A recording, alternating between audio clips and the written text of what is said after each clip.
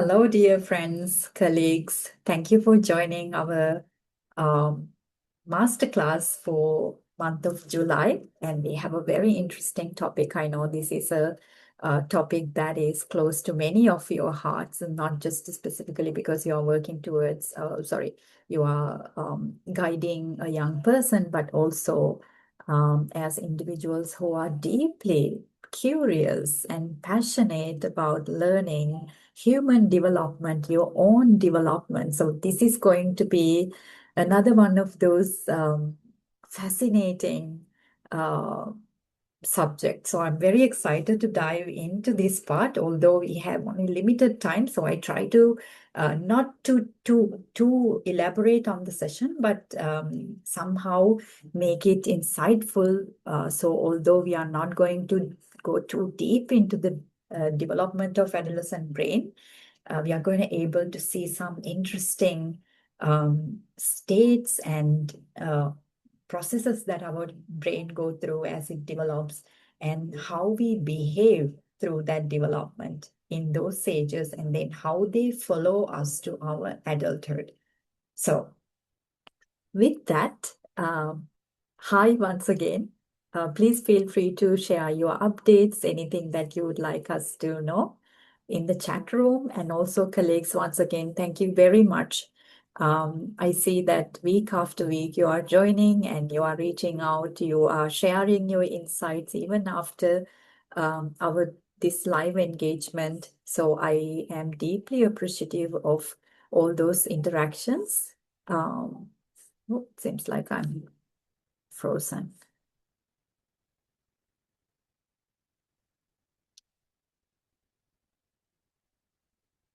Do you see me, colleagues? Or do you hear me? No? I can hear you, but I cannot see you. Okay. Something to do with my...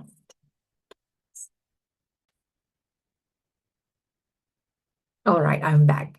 So I was just saying thank you for all those interactions. It truly makes it's truly motivating to interact with you and hear your stories, your insights, how you create transformation. And sometimes some of you even share some challenges that shows up as a result of these discussions. And then when you are trying to apply some of this knowledge to your practice or even your own personal development journey.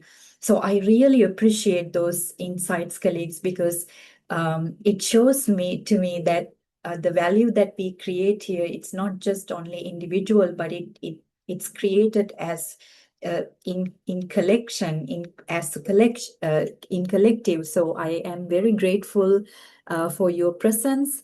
And with that, please allow me to share our presentation for today. Oh, thank you, Dylan. My studies are coming along very well. I finished my exams, but they're not going to be the only ones. There will be three more in 3 more months, but it's all going very well, and I'm waiting for the results. Thank you for remembering and checking on. I appreciate that.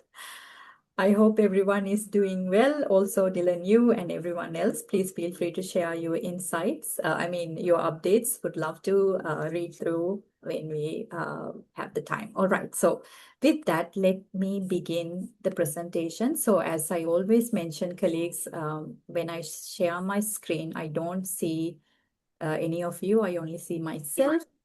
But please feel free to share your questions, insights, experience in the chat room, and then we can collectively have a look at that. All right, so once again, welcome to Ignite Global, and by now you know, all of you know me. So I'm not going to go into those introductions. And as always, I mentioned this is our continued professional development masterclass, monthly community professional development support. And this series specifically focus on the developing brain, or else developmental coaching. So this could mean that you are working with someone, perhaps in the realm of trauma.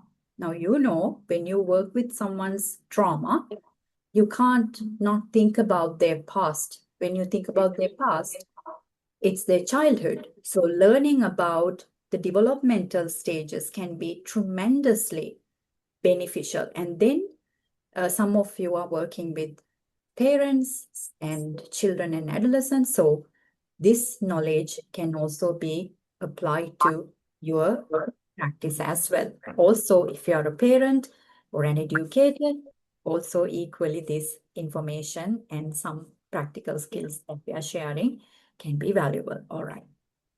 And with that, as always, I mentioned, you will receive your CCE link for this class, and my colleague Leah will arrange the needful. So once again,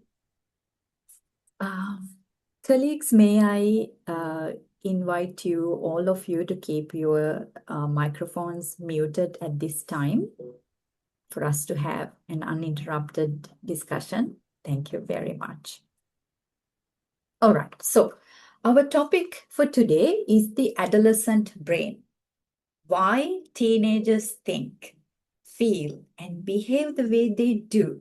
So, understanding risk, emotion, identity, and decision making through the lens of brain development. That's what we are going to do today, because often when we look at adolescence, I hear very often our practitioners, our educators, our parents, they all have this interesting way of looking at adolescents and interactions with them. Sometimes I almost feel that they fear adolescence.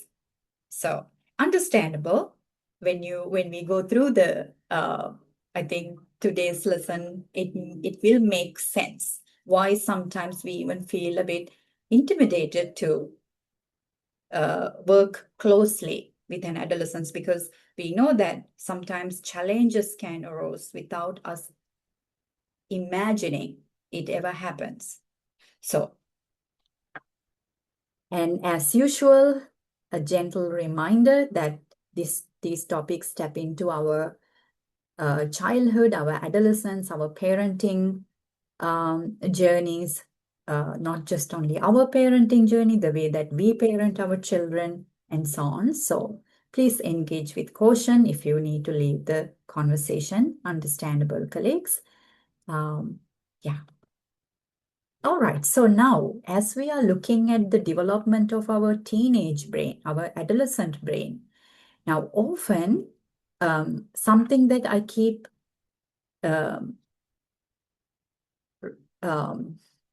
thinking about, how when we talk about child development or adolescent development or development altogether, we look at it as some random topic, some boring topic, or it's just child development should learn educators or child psychologists, these are the people should learn.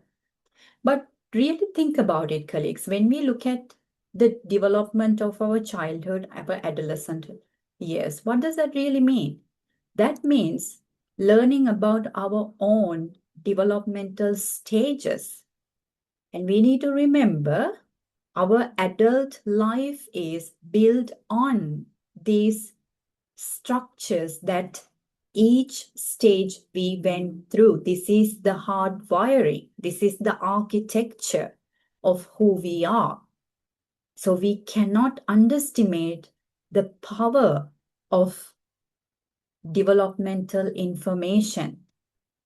So if you believe the saying, information is power, now this is that kind of information that can be very powerful. I strongly believe that at least in some way that this knowledge should be available in schools before someone becomes a parent. So with saying all that, the intention of me sharing all that is for us to bring our attention to ourselves. Because when we sometimes think about, oh, I'm working with a child, we forget that we passed those years. So let's go back. If you feel safe to connect with your younger self, your inner teenager, this could be one of those opportunities for you to respectfully, with permission, to connect with your inner adolescent. So, however that you would like to create that space for your younger self, creating safety within you, I invite you to, with caution, engage with some of these reflections. Now, when you think about your own teenage years, how many of these will describe you? Just make a mental note. You wanted adults to treat you like an adult, but sometimes still needed them like a child. Like, for example, you wanted to be in charge. You wanted to decide when to go out, when to come in, but you still wanted your mom or dad to cook for you and clean and, drop you and pick you up and help you with homework, all that other stuff. Small things felt like a really big deal, and your emotions could change very quickly. It could be just someone look at you. Like it could be your sibling passed by. It can be a huge deal. You care deeply about what your friends thought of you and wanted to feel accepted. It was a big deal what your friends thought about you, that you wanted to perhaps even be cool. You may not have acted upon it, but deep down, you wanted to feel accepted by your peers. You wanted more freedom and independence and often questioned your parents and other authority figures. What do they know? You sometimes made impulsive decisions or took risks without fully thinking about the consequences. Could be drinking, to driving, to anything else. You spent a lot of time wondering who you were, where you belonged, or whom you wanted to become. You may not have had any clue at all. You felt misunderstood and wished the people around you would simply get you. You became much more self-conscious about your appearance, what you said, how you said it, and what other people thought of you. So some of us may have struggled with our body image, our height, a specific body part, our height, our skin color, our voice, all those things. Your friendships and first romantic experiences felt incredibly important and emotionally intense. If you remember, the first love, this felt like nothing else. You wanted people to trust you and make your own decisions, even if you didn't always know what to do. So, if you would like to share your experiences, insights, feel free to drop them in the chat room. But I also understand these are deeply personal insights, reflections. So, no expectations whatsoever for you to share. These are just, as I said, for your personal reflections. Because later, when you combine it with your other, healing practices, some of these reflections might reappear so that, you can find what you're seeking there. All right. So now that we have looked at our own adolescent years, that how we may have felt and our inner world might have felt. Let's also look at now, looking at as adults from just looking at adolescence, let's look at common stereotypes about teenagers. So you yourself may have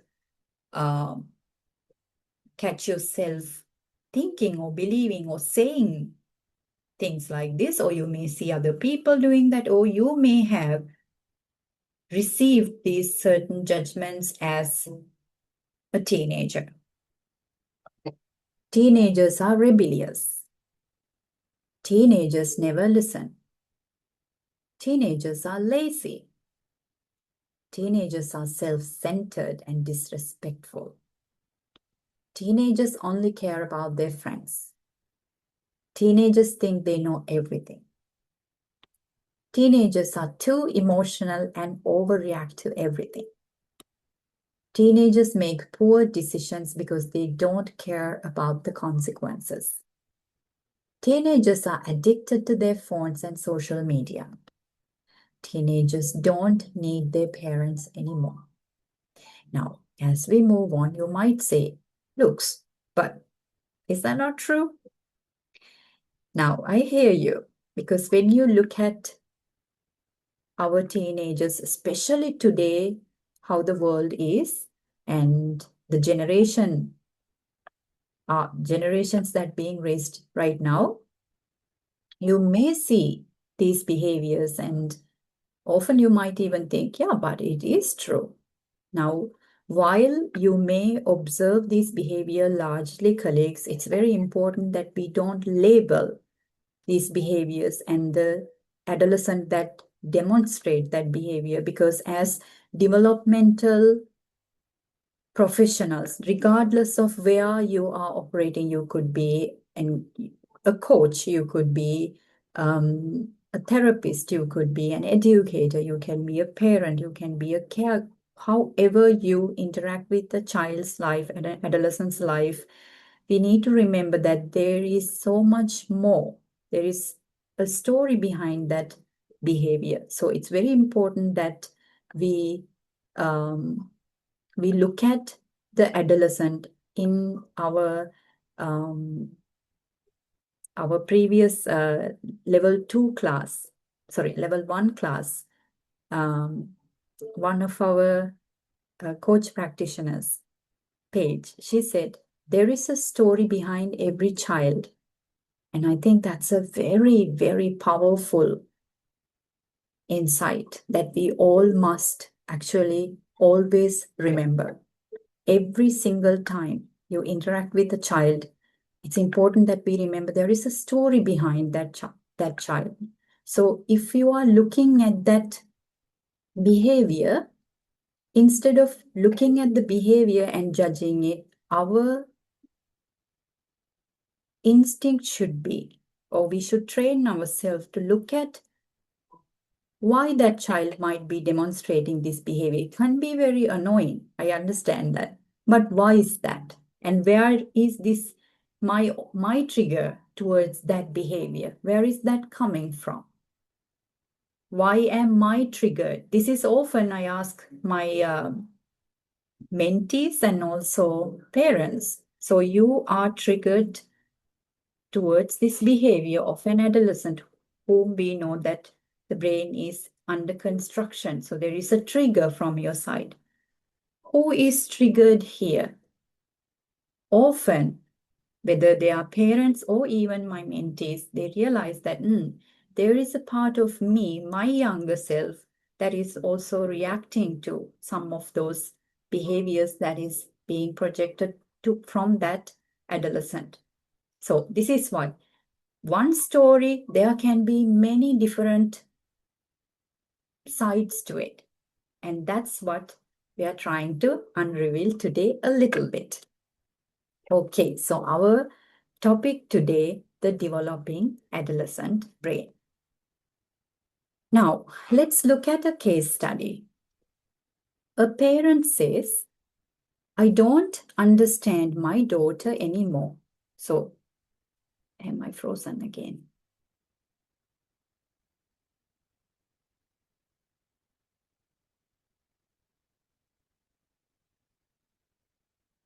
So the parent says, I don't understand my daughter anymore.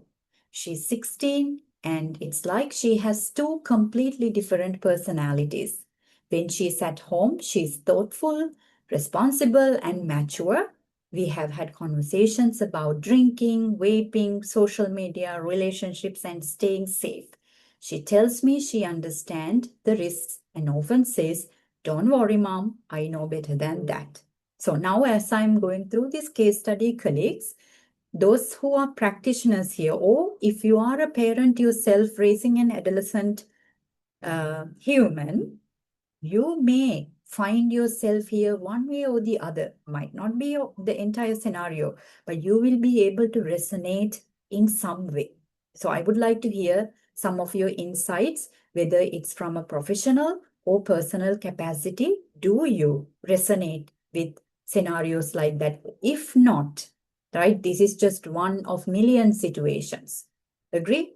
So I would like to hear some of your scenarios. What challenges do you hear from parents or professionals that interact with adolescents, right? Leave them in the chat box. All right, so coming back to the case study, the mom continues to say, but when she's with her friends, everything seems to change. So last weekend, she stayed out much later than we agreed. She ignored the phone calls and she got into a car with an older friend I didn't know. Now, what worries me even more is that lately she has become increasingly argumentative. She challenges almost everything I say. Even simple request can turn into argument. If I ask where she's going or what time she will be home, she immediately responds with, "Why do you always have to control me? You never trust me." And she started raising her voice during conversations, slamming her bedroom door, and pushing back against rules she never used to question, or she didn't question before. So it feels like that she's testing boundaries, and I can't recognize the way she speaks to me. And the next morning, she will, however, wake up, and when she's settled, she will say she's very sorry. She will apologize, and she would say she know that she shouldn't have spoken like that. And so for the mother, she said what's confusing is that she knows the difference between right and wrong. She knows the family rules. She knows the consequences. But then why does she keep behaving like that? Now, as a professional, this will be a very simple question that you can address, because you know the development, you know the brain. So you will say, oh yeah, it's because the brain is not developed yet. Sorry, colleagues, this is actually not, the child is not 16. It was my mistake. The child is 14. So, however, now to a parent, now imagine they don't know any development. They don't know what the brain goes through during adolescent years. They don't have that understanding. So this is why parenting education is essential when we raise children. Why? Because each stage, our children require a different support, different system, different approach. So often, have you seen when children go through that middle childhood to preteens to adolescent years, do you see how parent-child relationship becomes more and more and more challenging? And some relationships, of course, depending on how they repair, they continue to nourish, but some continue to keep damaging, and the adolescent tend to completely shut down or withdraw from the parent. So by the time they are ready to leave home, they leave home gladly. You may know someone like this. This could be you, or this could be also parents and families that you're working with. Now, this is why when parents understand, okay, during this age, I need to respond this way. During preteens, I need to respond this way. So this means, colleagues, as children grow, parents also need to grow according to that developmental stage. So this means if there are 3 children in the family, 3 different developmental stages, now that parent needs to show up in a way that's age appropriate for all those 3 children's different developmental stages. And so this is why parenting is not something that we can just, oh yeah, I would like to have a baby and I will become a parent now. Parenting is a very serious job. we are signing up 24/7 to provide caregiving to a human being whose brain is under construction under our caregiving. Now, that is not a responsibility we can take lightly. Think about that. So now, this scenario, we are going to look at it from a specific brain state, because this conversation is about the adolescent brain development. So we need to understand the adolescents behave specific ways because of their brain. Where the brain is, that's the capacity that they can behave from.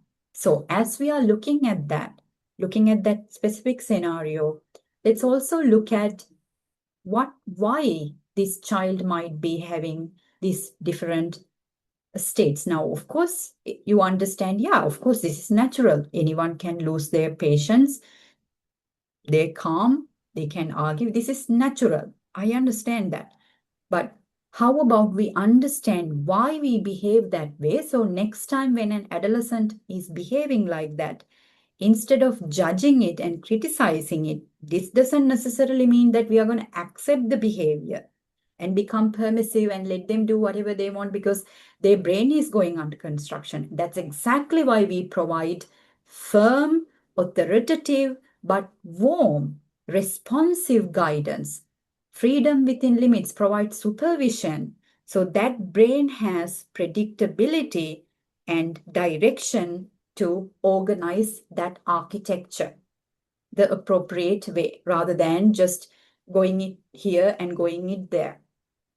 Right? So do not get this conversation wrong. This does not mean any way that we are accepting destructive behaviors from our adolescents. The point is to understand why they behave that way so that we can create an effective guidance support system around that developmental stage and specific needs. And in order to do that, we need to understand what happens to the brain during that time. Now, this is one of those things that happen in our brain that can make us behave sometimes hot, sometimes cold. And I know that we also go into those states. So this doesn't mean these states end in our adolescence. They continue towards our entire life as long as we are alive. But what this means is during adolescent years, they start to develop and it's most intense. It's intense not because adolescents are chaotic. It's because the brain is wiring itself. Brain is wiring its architecture. That's why it's intense during that time. So adolescents, we need to remember, they don't know anything, any of this. They don't know any they have no psychoeducation. They have no developmental education. They also have no skills.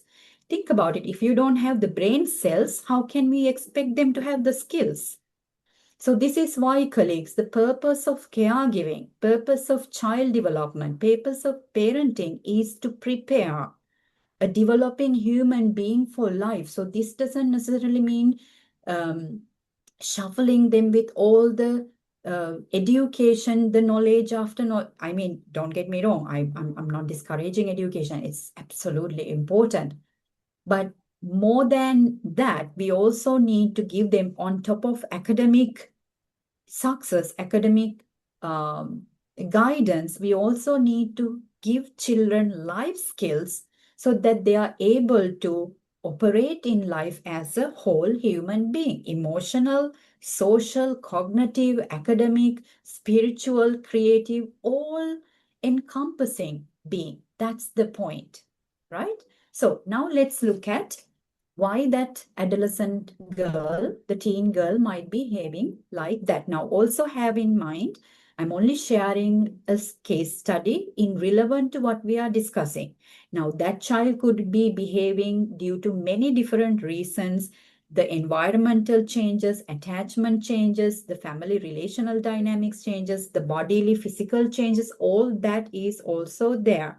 Today, we are only looking at only one particular developmental system and stage, right? So have in mind, not in any way I'm saying that this happens only because of that, but this is one of the key reasons why usually in neurotypical brain, adolescents behave like that. So in our L1, L2, our students learn CADP specialization practitioners, they learn that when we look at the development, we can't just look at everything, every child as the same. There is no one fit all developmental plans and models in development work. This is why our practitioners learn what is neurotypical development, what is neurodivergent development. There are different types of development. So you see, we need to know these things, colleagues, because these behaviors can vary depending on what type of development that child is living with, right? So the point is not to take the child and put them and fit them into an existing system that's convenient to us. The point is looking at the child, their developmental type, their developmental needs, and create a system around the child or the adolescent. All right, so hot cognition and cold cognition. So hot cognition, when we say hot cognition, if you have any insights, feel free to drop them in the chat room. All right, I'm looking at the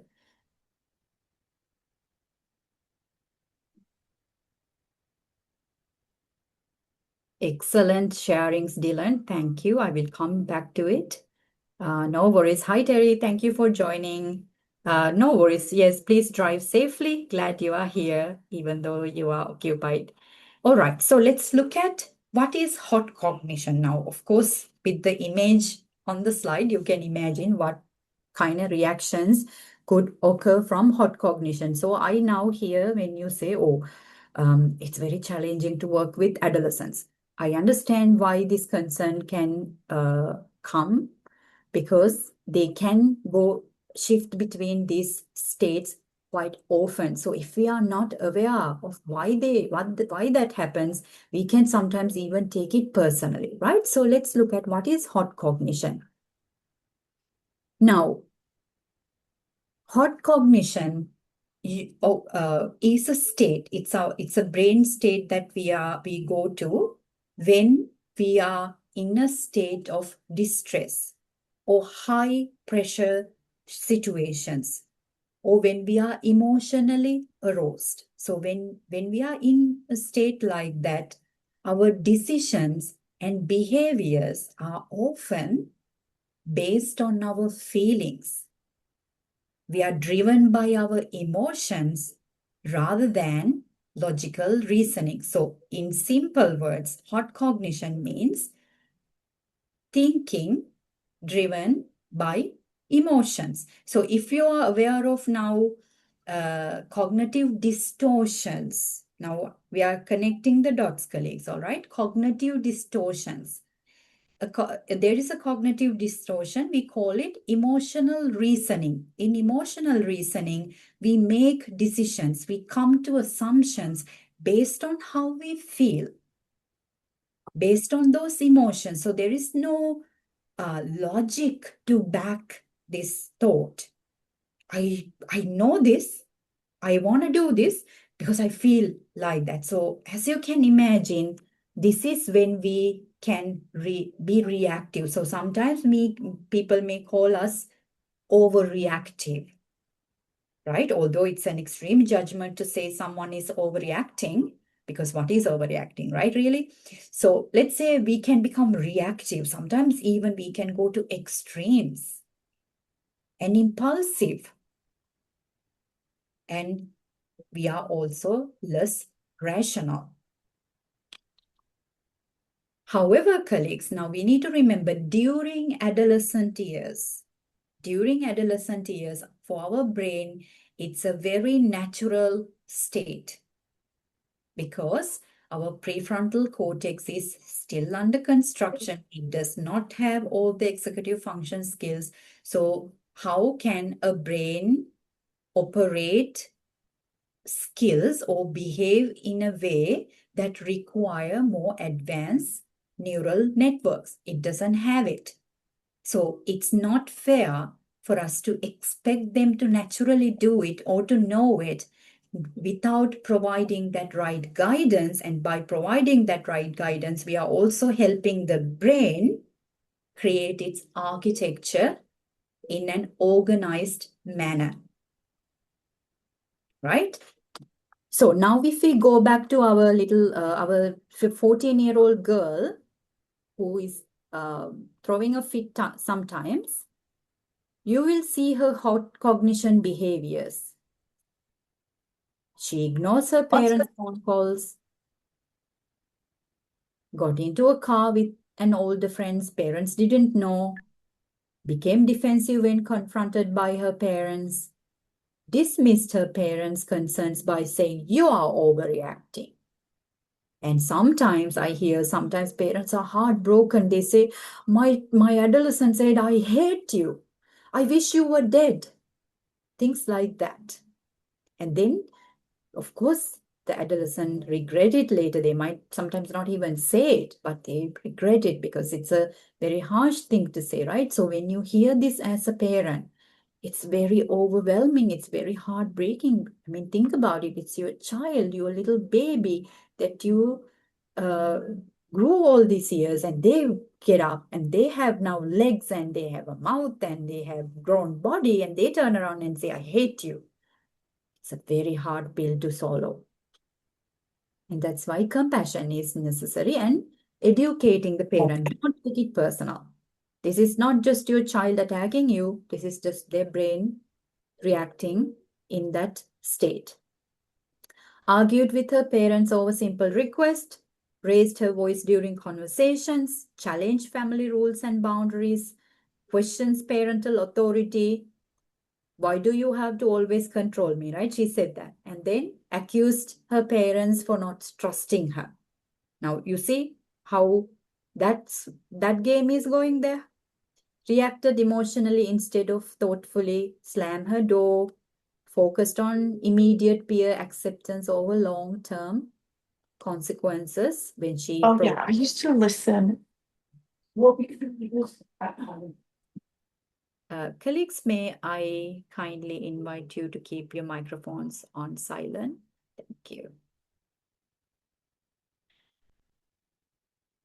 Acted impulsively despite previously knowing the risks. So even parents have spoken about it. She still engaged in risk-taking behavior, right? Found it difficult to regulate her emotions in the moment while she was with her friends, and also when her parents confronted her, and struggled to pause and think before reacting. So as you can see, lots of interesting, troublesome even. I'm just looking at the chat room. Dylan says there is an African proverb, "When you're a child, you wear your heart on your sleeve." Very true, Dylan. Very, very true. Isn't it? Isn't that right? Yeah. Thank you. So you will see, colleagues, parents will complain, you will complain, and that's natural, because at the end of the day, a parent is a human. You are a human. So when they behave like this, it frustrates you. And it frustrates you even more if you don't know the reason why they are behaving like that. So at least if you have a rough idea, okay, their brain is going through this, so there's a brain behind this behavior. How can I best show up in a way that as the authoritative guidance, the authority in supervision? How can I do that most effectively? That should be our focus, not this child is aggressive, disrespect. What is the point of all that labeling and criticism and shaming? And then now we are looking at the other side of the coin, which is cold cognition. Now, cold cognition is something that occurs when the brain is calm and not emotionally aroused. So when you look at from the nervous system perspective, that means our baseline. The our dorsal vagal state. So we are very calm and in a regulated state. So during a state like that, when we are now have shifted from the hot state, that activated state, to regulated state, it involves the networks that help us decision making, problem solving, planning, right? So now, colleagues, I hope you understand, in order for an adolescent to develop healthy brain structure, especially their executive functions, having a regulated nervous system, an emotionally safe environment, emotionally attuned caregivers, a secure attachment is essential. It's crucial. Without those right conditions, the brain cannot develop properly. So we cannot expect an adolescent to behave well or know life skills or know it all without guiding them through that process. So when we are in cold cognition state, because we are engaging our prefrontal cortex networks more, we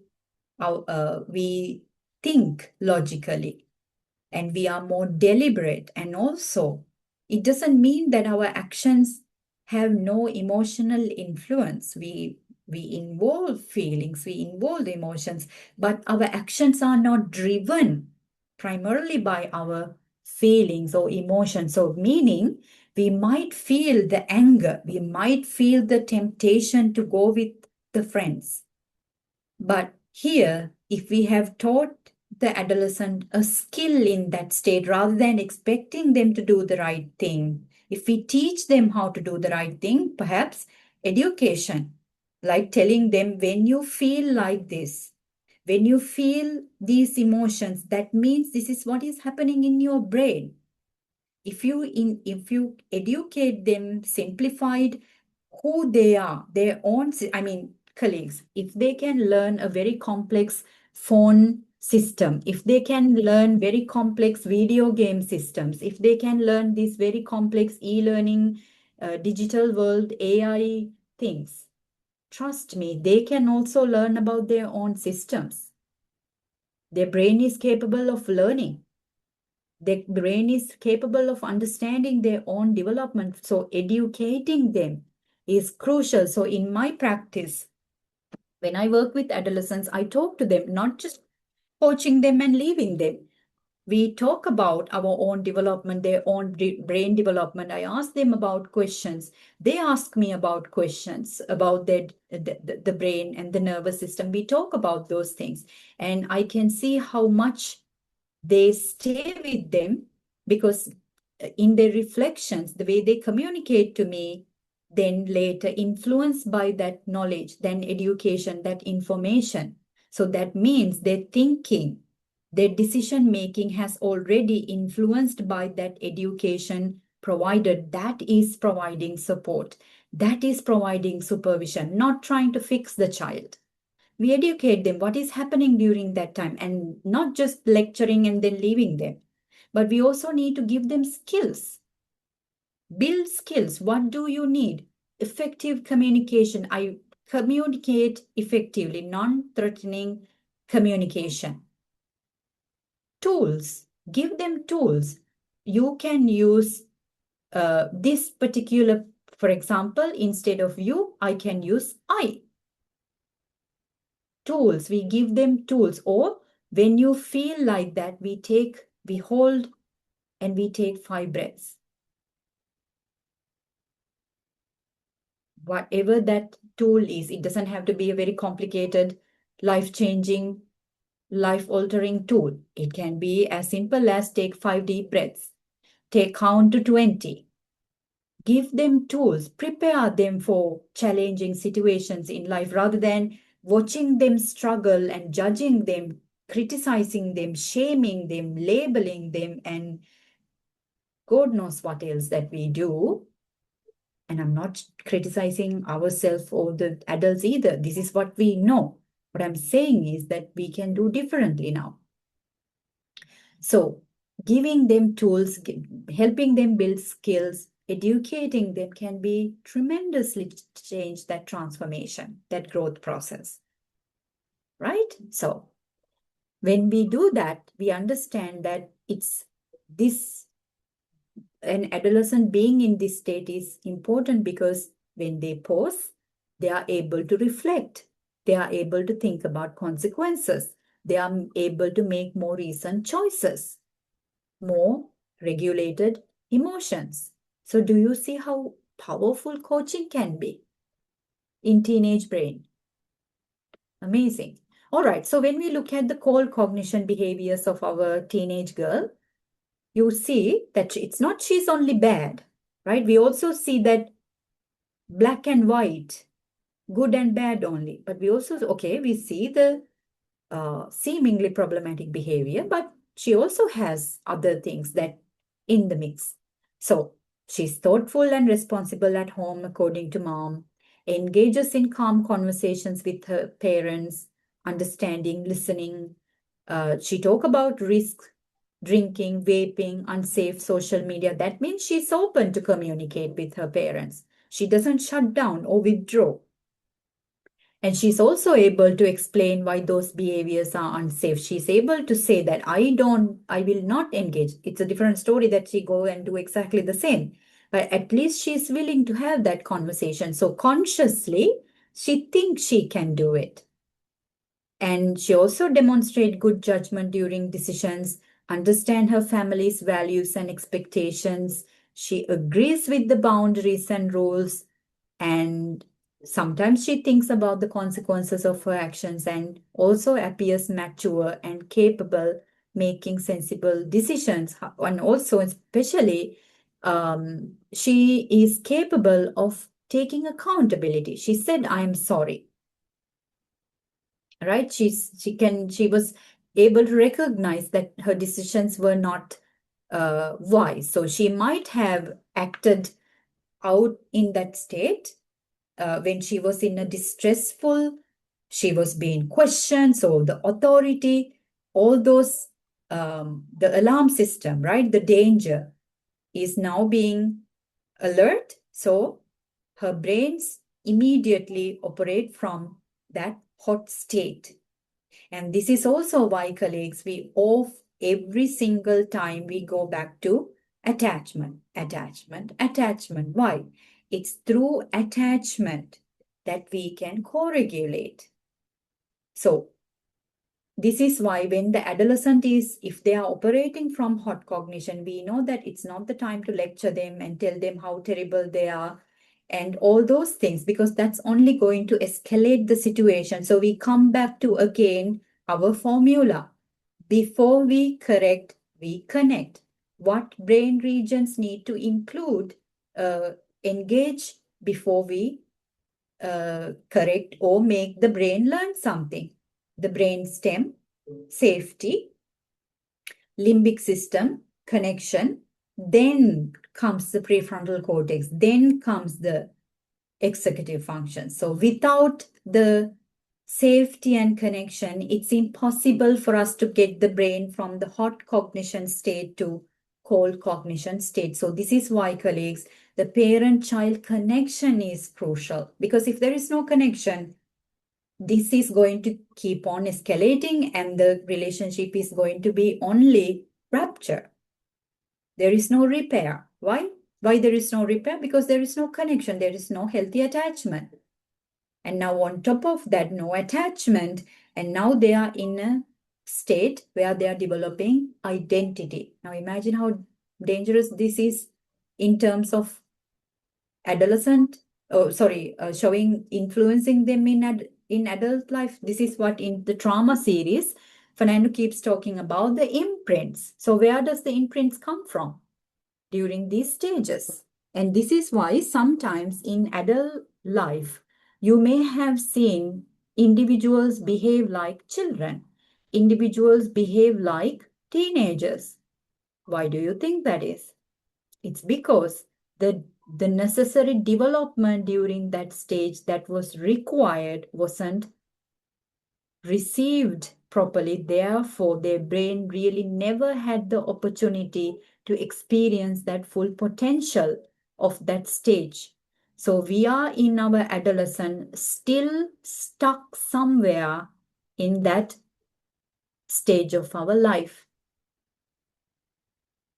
Now, let's look at the developing systems within, because we need to understand the way we behave, the way we operate in this world isn't just one body showing up, right? We always talk about this. There are multi-layers, multi-systems interacting makes a human being.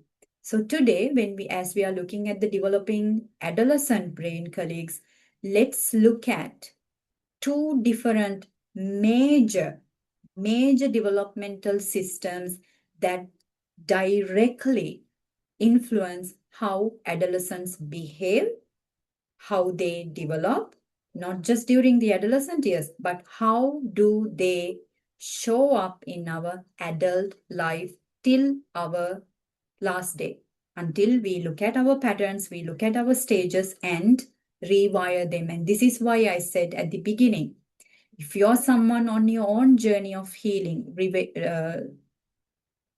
reparenting your inner child, understanding your developmental stages is crucial, because if you don't know where, how, who shaped you, you don't know what you're trying to fix. So when you understand a specific stage, when you connect your experiences with that stage, then it starts to make more, it starts to bring more clarity. All right, so now let's look at the developing systems within. I'm only going to look at two major systems. There are others, but let's look at the cognitive developmental stages and the stages of psychosocial development. Now, if you are one of our CADP practitioners, colleagues, you already know these stages. We are currently discussing some of these topics in our live classes, and those who are engaging in the e-learning component, you also have some material. So you know some of this knowledge, you will be able to resonate with them, I believe, from your learning perspectives as well. So I invite you to connect the dots if you are here. Right, so when we look at the cognitive development stages, there are 4 stages, and today we are going to, so when we look at the cognitive developmental stages, we are looking at Jean Piaget's theory, cognitive development theory, and according to the developmental stages theory, there are 4 stages that human beings go through. However, today we are going to look at the final stage, the last stage, which is from age 12 and above. The first stage is sensory motor stage, age 0 to birth to 2 years. And then we have the pre-operational stage, which is ages 2 to 7, and then a concrete operational stage, which is the age 7 to 11. Now, in our just last week, L2, which is the coaching the child part, our program, we discuss the communication stages, communication development of children through cognitive developmental stages. And we had some really beautiful, profound insights, not just only of our clients, our own children, our own families, our own selves. So this is why, colleagues, I said it's very beneficial to learn about the stages. So now let's look at the cognitive developmental stages. And so we are now looking at the final stage, like I said, which is the formal operational stage. Falls between age 12 and above. So what happens in the brain? How do we develop in thinking? So you know the cognitive development is how we think, how we plan, how we organize.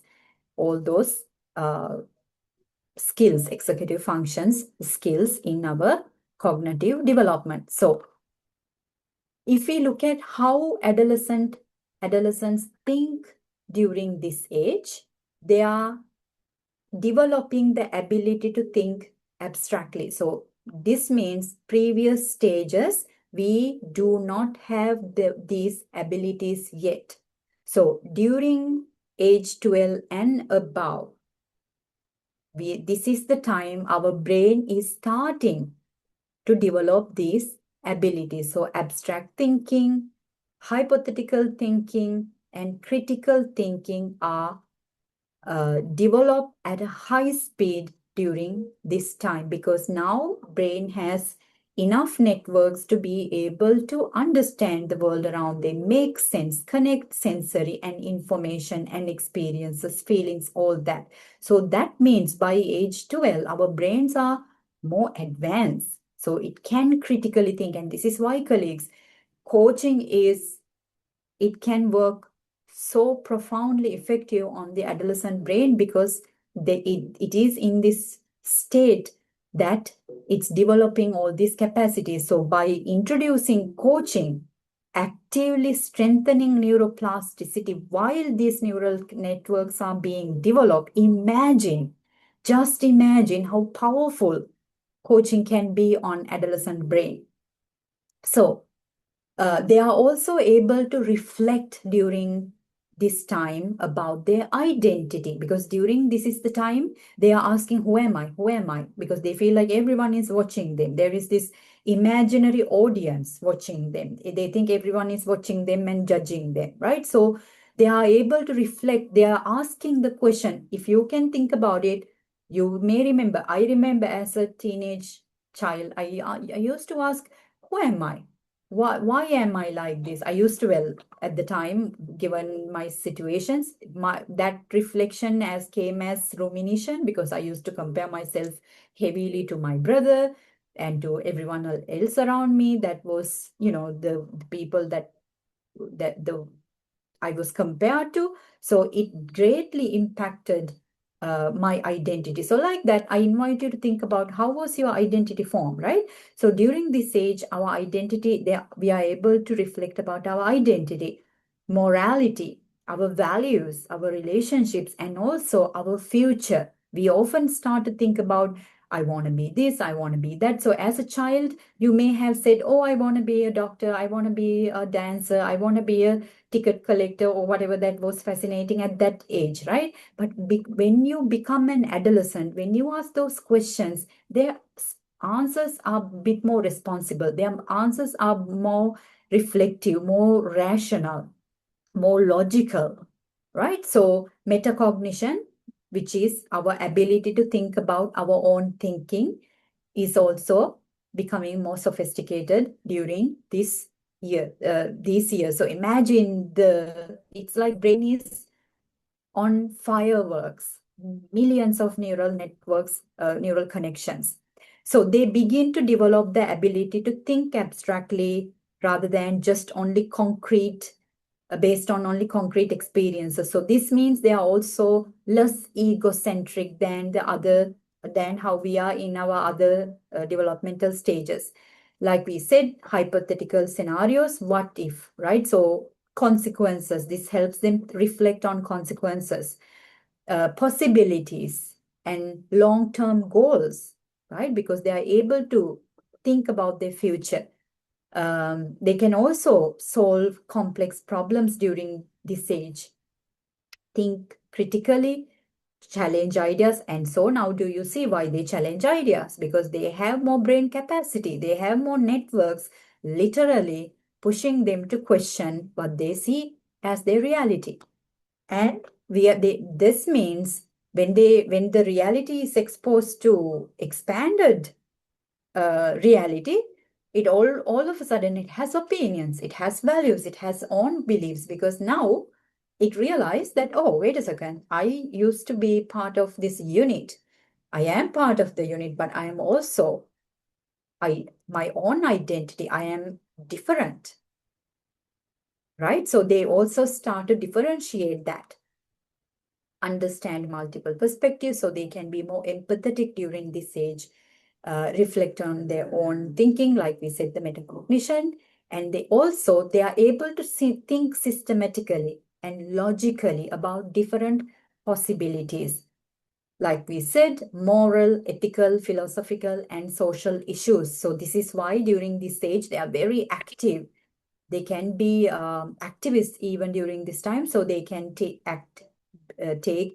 actions that can even be harmful, risky, because they are driven by questioning authority, questioning philosophy, questioning ethics, pushing those boundaries that they were taught that exist, right? So these are some characteristics of the abilities that we develop during that time. So now let's look at what is happening in the brain. That's the point, right?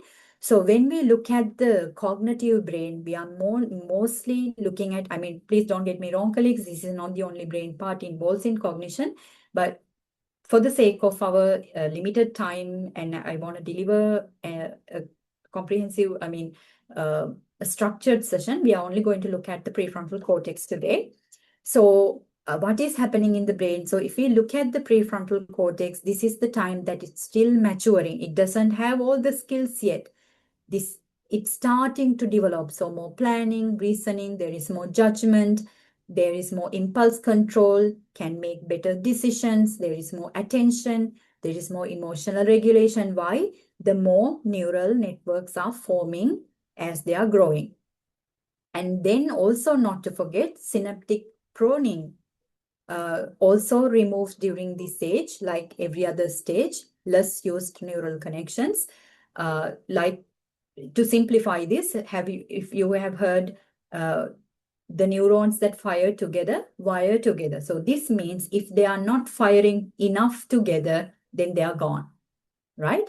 The reason why our brain does that, to make it more effective. And then myelination strengthens the communication between different brain regions. So the myelination is, if you have, so as you look at the brain, you know that the brain is white. So the mat, why is my camera turning on and off? All right. So the myelin is that white parts that you see on the brain, colleagues, the cover. So there is the axon, the connection, the thread between the two neurons, and this axon is covered in this white mat, and this white mat is made of protein and fat, and this white mat is what speed up the communication, the signals between one neuron to the other. So this means, now if we look at the brain regions involved in this, the myelination between prefrontal cortex and limbic system is still occurring. So that means the communication between the emotional brain to the logical brain are still very slow. Why? That communication, that path, that myelination, let's say Wi-Fi, is still being installed, right? Okay, and then the limbic system, which is the emotional, responsible for emotion and rewards, become highly active during this time as the prefrontal cortex continue to mature. So we focus on rewards more than logic. We want quick gratification. We do things to get that quick high, the dopamine release, right? So this is why instead of making logical decisions, which can be painful sometimes, we choose the easy path. Executive functions continue to develop until mid-20 and so on. So let me see.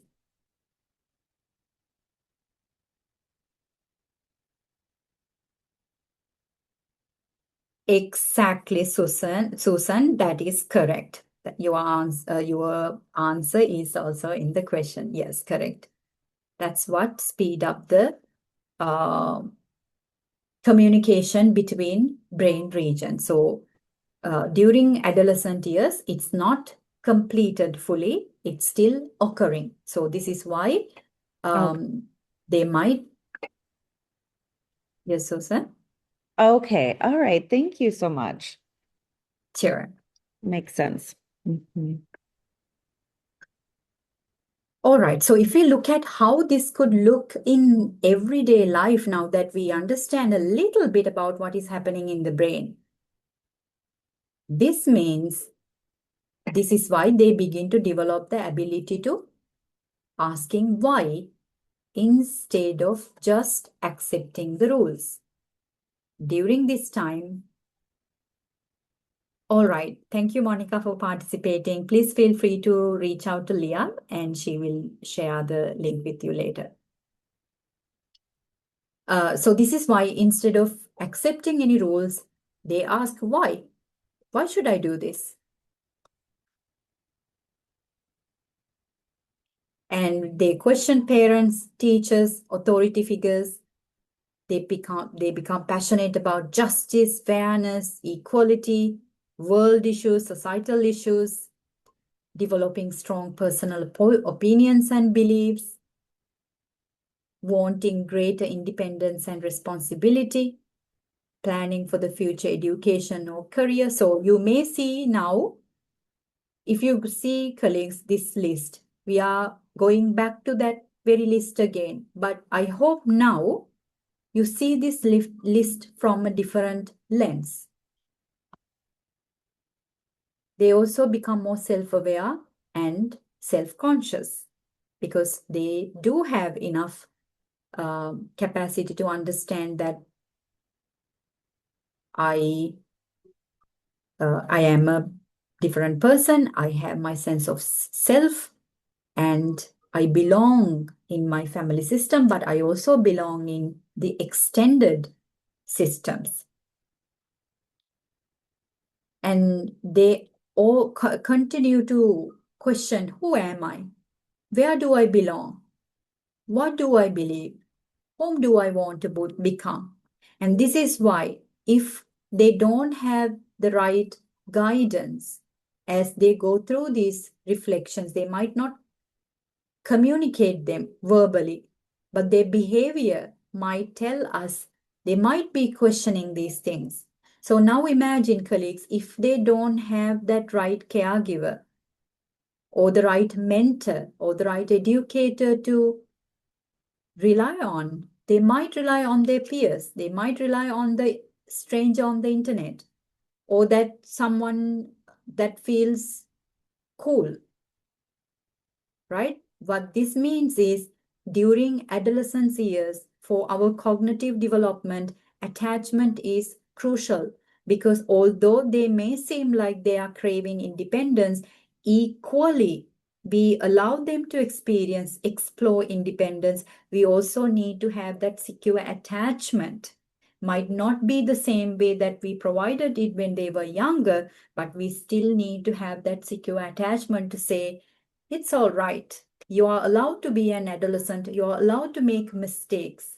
But I am here. I'm a firm, authoritative, but responsive caregiver, attachment figure. So when you make mistakes, I will be here with you to guide you.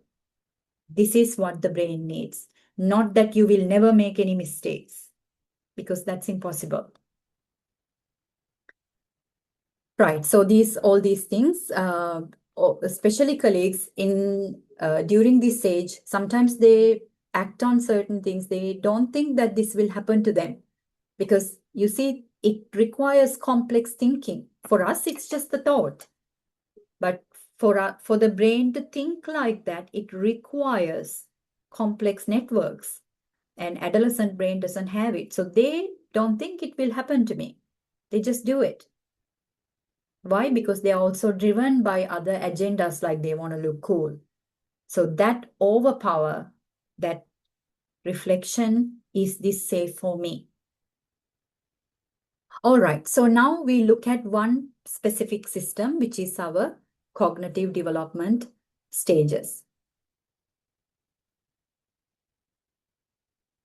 Dylan says neurodivergence is at times overlooked in academic and professional working settings, which can be misinterpreted as difficult, rebellious, and bad behavior causing. Very, very true, Dylan. I see this very often. And I think it's really unfortunate because these are brilliant children, and being labeled and being really judged and given that label that this is a difficult child, rather than really looking at that potential and giving the necessary support system. So this is why. So thank you, Dylan, for connecting the dots. This is why we said earlier, looking at the neurotypical brain, looking at the neurodivergent brain, we need to do that because these are two different systems, two different structures, two different hardwiring. We cannot work the same way. It's like trying to open a door with the wrong key. What? Why would we wouldn't do that? And or when we do that, when we realize, oh, I'm trying to open this room with the wrong key, I will change the key. And that's what needs to happen. We need to change the key so that we can really open that door and open that fullest potential of that child's specific developmental needs. So thank you, Dylan. So now, colleagues, we are looking at the other system. So all this time we talk about the cognitive development. Now we are looking at the psychosocial development introduced by Erik Erikson, another developmental psychologist. And also this is a theory that we have to know. If you are working in child care, adolescent, parenting, any developmental capacity, this is a theory that we must know. So today, and there are 8 stages that we all go through across our lifespan. And today we are looking at the identity versus role confusion, which is the stage 5, and the ages is between approximately 12 to 18 years. So as you can see, it falls really under adolescent developmental stages now. Now, if you notice, what is developing is what? Identity. Now, this means from the conception up until age 12, the most prominent or the strongest developmental system is attachment, connection, relational wiring. Why? Because human beings cannot exist without relational wiring, without connection. That's why. And the same way, now that we have developed an attachment system based on that system, now we are developing another layer of our sense of self, which is identity. Who am I? Now, what does that mean? Those who are familiar with attachment, the work that we do, you hear me talking about internal working models all over and over, and every session I talk about internal working models, the 3 models: sense of self, sense of others, sense of world. Now this means this identity is formed by this internal working model. The sense of self, who am I? Who are others in relation to me? And who am I in the world around me? Now, do you see how the building blocks coming together and preparing the tower? All right, so now let's look at the stage 5, identity versus role confusion. So what is happening what is developing, the virtue that's developing is the fidelity, the ability to stay true to ourselves and our values while remaining connected to others. Now, you will see, colleagues, individuals with insecure attachments often find either they fear that they will be consumed by someone else's present if they are in a relationship, or you may also have seen individuals, they completely lose themselves the moment they are in a relationship. They forget who they are, how they like to eat. They change themselves, their hair color, the way they speak, the way they dress, what they eat, everything changes, revolves around that person.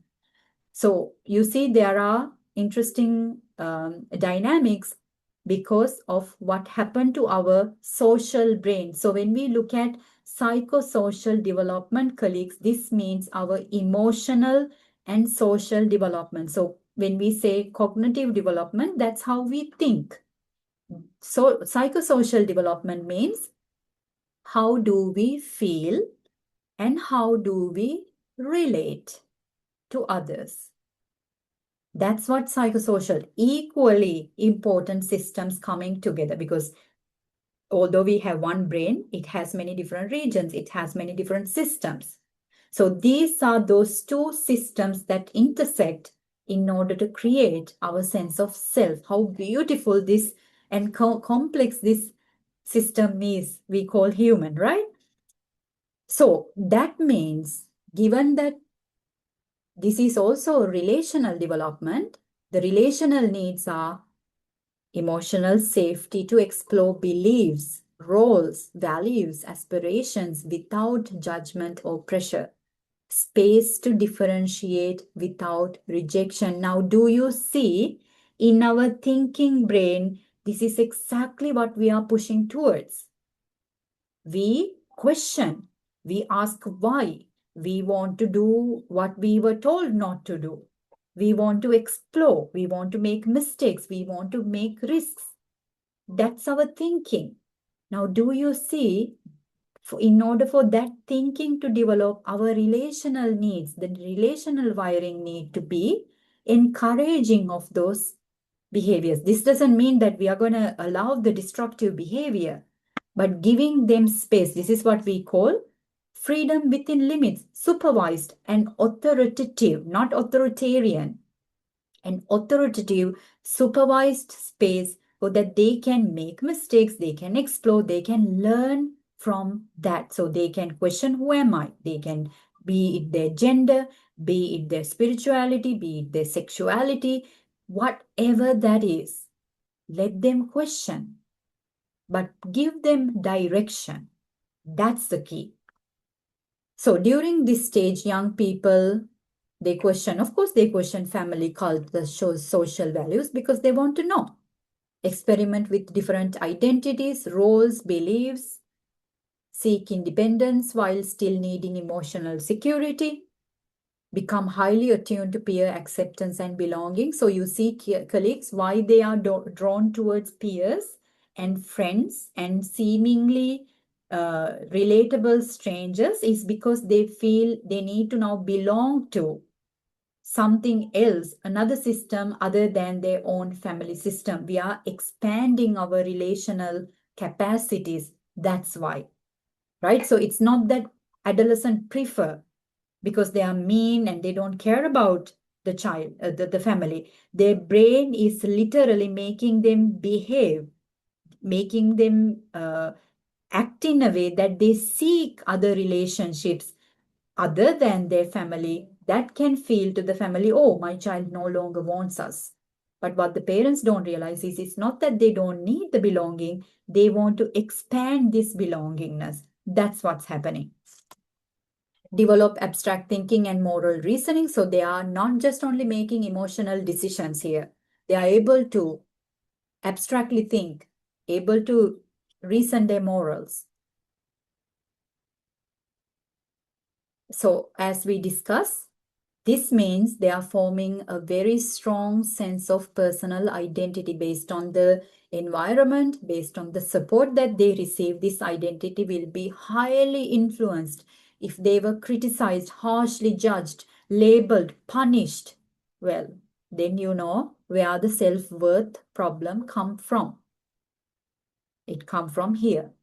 On the other hand, if they were encouraged, if they were provided the right type of guidance, authority, and structure, then identity is also influenced by that. Right, so we discussed this. And also, especially colleagues, a sense of purpose and direction during. And that's why I love having conversations with teenagers, the way they talk about sometimes purpose, direction, meaning of life. Honestly, sometimes I think, wow, they may have a 14-year-old brain, they may have 16-year-old brain, but the wisdom that can hold, if you know, ask the right question, to give the right space, and to hold that emotional safety. It's so beautiful to watch how deep adolescents, young people can reflect, colleagues. Really, I really enjoy this experience with them. Great independence from parents, a desire to make their own choices and decisions, their own moral and ethical framework. So this is why we can't completely diminish their thinking and your work is not good, your framework is rubbish. No, let's look at it. Let's make sense of your rules. Let's make sense of your framework. Let's make sense of mine. Let's compare the two logically, right? We don't have to have unnecessary power struggles. Where we can include them, we should include them. Embrace their unique personality, interest, and strengths. Strong sense of belonging and connection with peers, confidence in becoming their authentic self. So this is why during this time you see their specific hairstyles come up, their makeup, their dressing way, even the way they speak. It's because they are discovering, they're exploring who they are, sense of self, the personality, who am I? So what is happening in the brain? Now we are looking at the emotional brain, our limbic system. So if we look at the amygdala is in charge, right? Amygdala is always in charge. So the limbic system is highly responsive, making emotions, rewards, social experiences feel especially intense. So if the brain is highly stressed during this time, during this page, that means amygdala is hyperactivated. That means now the adolescent continue to develop hypervigilance. So instead of focusing on education, on their goals, they might be focusing on connection, peers, addictions. They might drawn towards, let's say, unsafe sex as adolescents. They may turn towards unsafe group of friends or those, gangs, or they might associate drugs, alcohol, because their brain is looking for that quick reward. And if they are not receiving that emotional belongingness, emotional psychological needs, then it's very easy for an adolescent to quickly turn around and find them from anything. It can be pornography, it can be video game, it can be anything. Anything that quick dopamine release can be can be addictive, right? So social media, for example. The social brain becomes increasingly sensitive to belonging, acceptance, rejection, and social status. So now, just because we talk about social media, now these generations are really struggling with this because they are constantly comparing themselves to someone they see on social media who is not even real. The prefrontal cortex is still developing, meaning identity-related decisions are often explored through trial and error. They don't know how to do it first time right. Also, increased neuroplasticity allows the adolescent to learn very quickly, rapidly from their experiences, relationships, and environment. Because the brain is still maturing, they are still experimenting with different roles, friendships, interests, because they don't know yet. So they need to try them out and fail. So you will see that they follow a specific trend and then gone. Another makeup style, gone, right? Why? Because they are exploring. Nothing is solid and written in the stone. So how this would look like in real life, asking for more independence and autonomy, spending more times with friends than family, becoming highly influenced by peer groups, exploring different hobbies, interests, clothing styles, identities, like I mentioned, questioning family values, traditions, and expectations. I don't want to participate in this religion anymore, or this family tradition is silly. I don't want to be there anymore, right? Because for us, it might be problematic, but for them, they might have a reason. Becoming more aware of how the others perceive them, especially the opposite, whoever the gender that they are sexually attracted, right?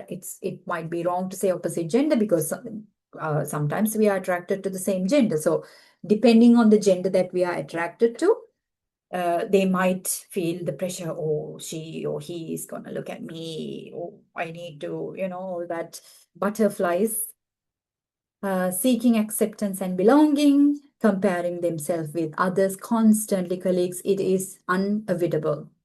And if they are an adolescent, know that automatically they are comparing themselves with others. So our job is not to compare them to someone else on top of them comparing themselves to others, right? I see this in family all the time. Why can't you be more like your brother? Why can't you be like more like your cousin or your friend or whoever? Not knowing that they are internally already comparing themselves to, it could be even a celebrity. But on top of that, we are telling them, oh, you see, you are not good enough. Now, what are we doing? We are fueling that thought inside, that emotion of not good enough. Becoming passionate about causes, beliefs, and social issues. Why? Very emotionally driven causes, right? When you are an activist, it's a very emotionally driven behavior. So, wanting to be seen, heard, respected, and trusted. So this is why on social media, sometimes it can be dangerous, because to seek that validation or to be seen, they might share inappropriate content, or even sometimes content that put them in risk. They often feel uncertain, confused, changing their mind about who they want to be. Now and then, you will see that they change their mood quickly, just like that. So now looking at this entire the systems and the states that the brain went through. So if you look at colleagues, first we look at our own adolescent experiences. We explored some stereotypes, and then we look at that particular case study, that example where this mom had a concern. Probably you could relate to it in one way or the other. And then we look at why we behave a specific way, specific behavior type, the hot and cold cognition. And then we look at two major systems that influence that brain going from one state to another. And we also look at what happens in the brain architecture. I know that given that this is a masterclass, we are only able to tap into just the surface level. But if I walk you through the entire brain, what happens in each region, it will start to make so much more sense why we shouldn't do certain things the way we actually do. Because by doing that, what we do is we interfere the brain's natural structure, the way that it has a way it organizes itself. And by doing certain things or neglecting the needs, we interfere that brain, the process of organizing itself. So what do we need to know? This is why, whether you are a parent or a colleague, I mean, a professional, whoever you are, we need to know certain things. We need to know what is adolescence. What are the physical changes of adolescence? What are the cognitive changes of adolescence? How does the adolescent brain develop? That's a topic we addressed very briefly today.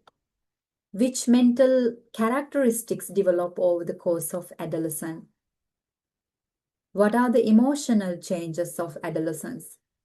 How does the self-esteem develop in adolescence? How are the mental health struggles what are the mental health struggles commonly faced by adolescents? And what are the social changes of adolescence? What is the identity development? I think today you may have a very brief, probably, understanding of that social brain. How does social media affect adolescent development? And what are the moral changes of adolescents? How can parents support healthy adolescent development? A must question, right? So these are some of the questions that we need to be able to confidently say, I know these things as I'm working with youth, as I'm working with parents with youth. I know that these things, how they influence the development of my client, as their brain's architecture is being wired right there as you are interacting with them. So this is why, colleagues, if you need to revise some of the knowledge and revisit them and perhaps restructure them, do that, because I know you probably know the theory, you probably know the information and the neuroscience, and I'm sure all of you are already using them in your practice as well. But this is just take this as an invitation to expand that to the next level, because I know all of you take this profession, regardless of how you interact with the developing brain, including yourself. I know you take this very responsibly. That's why you are here month after month, week after week, learning about these topics. So I hope today's session was valuable and provided you with some insights, colleagues. So I would love to see some of your insights, takeaways, final takeaways as we conclude our session today. And of course, I'm looking forward to in the live classes L1 and L2 to expand some of these topics, colleagues, and also with the others. I'm very excited to expand some of these topics into other master classes, and even sometimes create some pre-recorded material so that you can engage in your own time as well. We will enable we will enable them very soon. So yeah. Survival mode sets in when connection is lost. Very, very true, Dylan. And this is exactly why no matter what we do, connection always, it's the connection, right? If you are working with the developing brain in whichever the capacity, connection is the key. Without taking connection into consideration, trying to work with adolescents or children or any developmental capacity, it's really not useful. So with this, I am sharing the CCE link. Colleagues, please feel free to fill it up so that you can receive the certificate. Absolutely. Thank you also for all of you for joining. This was Thank you very much, Susanna, for joining. I know that you are also very actively educating parents, the community. You're working closely with parents. So thank you for that, those impactful work that you're doing with parents. Especially, I see how committed you are to educating parents. I think that's commendable. That's important, because without parenting education, I don't think we actually can do much, colleagues. I mean, think about it. Sometimes if you ask someone to reflect on their attachment style, for example, yes, they will be able to reflect on their patterns and whatnot. But they don't have attachment knowledge. So they don't know exactly what are those patterns, the story the patterns telling them. But when you educate them, they are able to connect the dots more easily. So this is why parenting education is very, very important as well. You're very welcome, Yachana. Thank you for participating. Very glad that all of you are here. All right, colleagues. So this is absolutely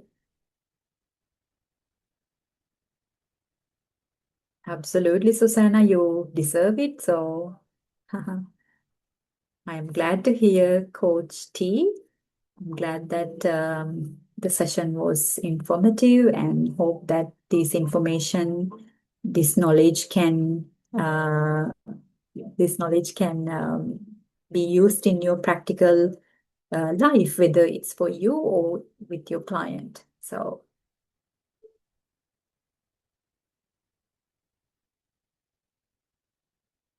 If you don't have any questions or any insights, I think we will conclude our lecture for today. And next Tuesday, colleagues, we will have our attachment healing community session. Attachment, actually, I'm going to reframe it because this is more than healing. It's actually education and rewiring. And so far we have been looking at attachment, learning a lot about attachment science, and starting from next week, every month, the session is going to be focusing on practical embodiment, colleagues. So I'm going to host a session where we will take a piece of attachment science that we have learned, and we will look at what does that mean for us to embody it in ourselves and also in our clients. So if you are looking at a bit more interactive, practical session that you can actually interact with me and your peers, I highly encourage you to join me next Tuesday in the attachment rewiring community. If not, whenever we have a collaboration, I look forward to seeing you. So thank you very much, colleagues. Oh, I see more insights coming. Susan. Very glad to hear, Susan. I'm very happy to hear that. Of course, Lara, thank you also, Ross. Absolutely, Ross. This is completely normal, and we all crave for attachment until the last day of our life. We will never grow out of attachment. We always need connection and belongingness. It's not specific only for a specific age group. So that if you are seeking connection, that means you are human. So congratulations. Yeah, me too. I also crave attachment. So we all do. Let's celebrate that. Let's celebrate connection. All right. So with that, colleagues, then I say goodbye to all of you. I look forward to seeing you maybe next Tuesday. If not, whenever I see you, it's always a pleasure to see you. Bye for now.